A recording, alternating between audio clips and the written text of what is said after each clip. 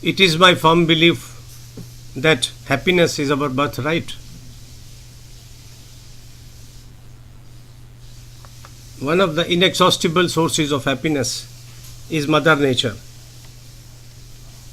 Why not seek, therefore, happiness in the unlimited bounty of nature? Nature is everywhere. Its pleasures come free. The rising sun, the full moon in the autumn sky, the rolling waves of the ocean, the fine raindrops, the swaying coconut trees on a beach, a budding lotus in the lotus pond, the red and the orange of the gulmohar trees in summer, the yellow bunches on a laburnum tree in May, are all a feast for the eye and an immense source of happiness.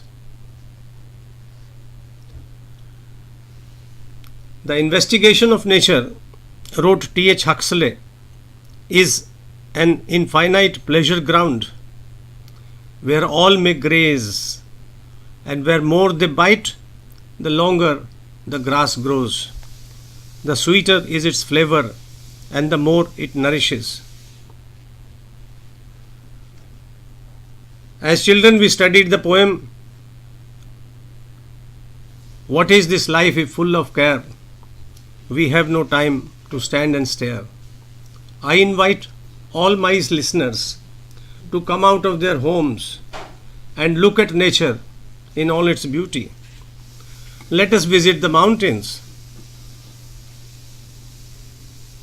Sitting in a deck chair with a steaming cup of tea, or wrapped in a cozy blanket at the Kosani Dak Bangalore near Almora, I used to sit spellbound, looking at the sun rays slowly and successively illuminating the Himalayan peaks of Trishul, Nanda Devi, Chaukhamba and others, a broad massif of 350 kilometers or more.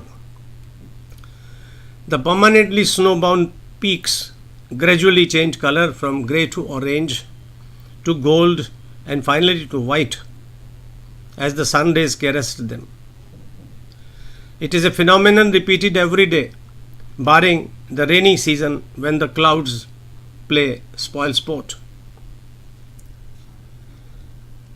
Mountain peaks are scattered all around the world. In order to admire their beauty, you do not have to be a Tenzing Norgay or Edmund Hillary and climb the Mount Everest. You can fly over Mount Kilimanjaro, or look at the Matterhorn, or from the veranda of a hotel in Darjeeling or a roadside dhaba, you can look at Kanchenjunga, world's third highest peak. The architecture of these peaks and other mighty mountains is a work of art. Each such sighting fills you with delight. We see flowers all around, and we are conscious of their beauty since our childhood. In India, the Valley of Flowers lies in Uttarakhand in the western Himalayas. As you trek through the Valley of Flowers, besides the blooms, you can notice waterfalls cascading over rocky boulders and snow-clad Himalayan peaks. There are rivers which are a symbol of eternity. On and on they flow for thousands of kilometers. Some of the happiest moments in my memory are those spent sitting on the banks of Ganges in Haridwar or at Allahabad. The Ganga Aarti, when thousands of lamps are lighted at Haridwar or at Varanasi, attracts flocks of devotees at sunset. It is a heavenly spectacle for the devout and all others.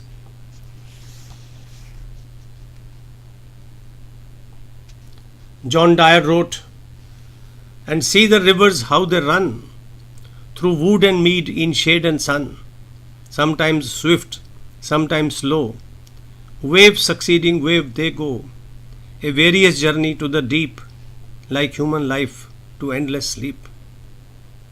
From rivers, let us look at waterfalls. The spectacle of a sheet of water falling hundreds of feet is awe-inspiring. Looking at the broad expanse of the horseshoe-shaped Niagara Falls, rolling 176 feet into the gorge, I stood unblinking, spellbound. The thunderous sound made by the falling water is magnificent. This too is happiness, flowing out of intense concentration. And who has not felt happy looking at the oceans? I was born away from the oceans, but as I grew up and landed in Bombay, we stood near a parapet on the Marine Drive, and one of my colleagues told me, "Look at this expanse of water. It is endless. There is no wall at the end." And a poet again, Lord Byron, described ocean. There is a pleasure in the pathless woods. There is a rapture on the lonely shore.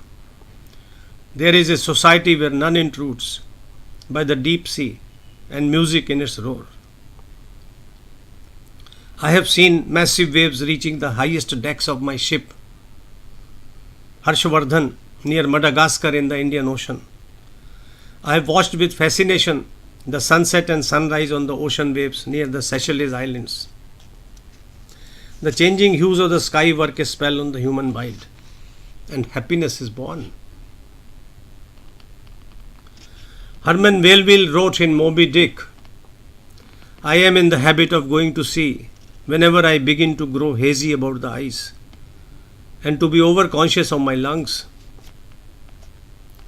Here, the improvement in sight and health is an additional source of happiness. Just standing and staring at the rising and falling waves inspires in our mind the thoughts of unpathed waters and undreamed shores, as Shakespeare put it in The Winter's Tale. Near the sea, you get corals, seashells. There are birds on the seashores, which are a favorite with migratory birds and hence a source of delight to the watchers. Twice a year, whole colonies of migrant birds from the tundra and higher lands in the north travel as far as the South America and Africa to Australia or the Pacific Islands to hatch and brood a family. If you happen to be in these areas,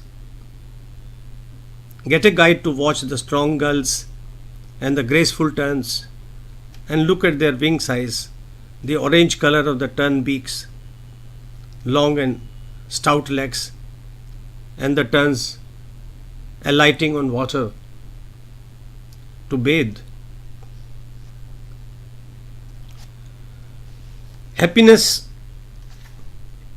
is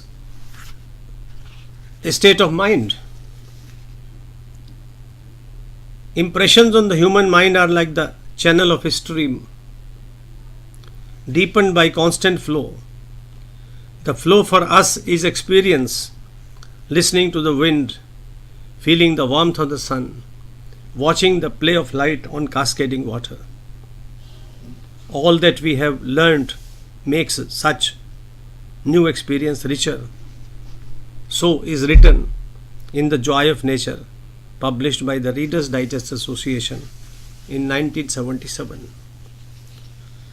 Percy Bysshe Shelley wrote, "I have loved snow and all the forms of the radiant frost. I love waves and winds and storms, everything almost which is nature's and may be untainted by man's misery." I repeat, let us come out of the homes. Let us go to the Mother Nature, sit in her lap. Let us just look at the sky. Let us look at the clouds, the stars. Let us feel the wind in our cheeks. Happiness just comes in. You don't have to purchase it at a grocery store or in a mall. Happiness is all around you. You just to discover it. And where else to discover it but in nature? Don't forget this invitation. You don't need me. You just need your eyes and ears to see and hear. Best of luck. You will get lot of happiness.